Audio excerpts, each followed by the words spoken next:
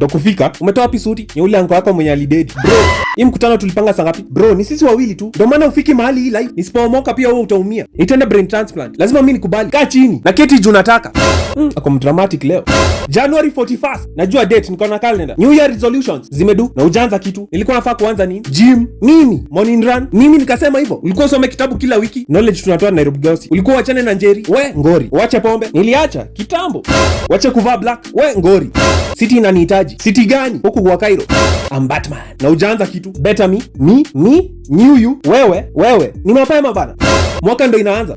Hizi zilikuwa goals za mwaka mzima. Bado unalala na kukinyesha stima zinapotea kwako. Ukifungua tap ya bafu, maji inaisha kitchen. Mnatupa takataka once a week. Sasa umeanza kuwa personal. Na bado unalala. Ulianza kusave? Bado. Sijui nianzie wapi. Hii block tutatoka kweli? Ama si ndo tumekuwa block? Pesa ya kusave natoa wapi? Wewe fikiria. Si wewe ufikirie. Kwa hiyo unafanya kila kitu kwa hii nyumba. Kwani kazi yako ni? Mbona ukufikiria mapema? Usiniite mkutano mwingine. Na utoe suti yangu. Mugambi.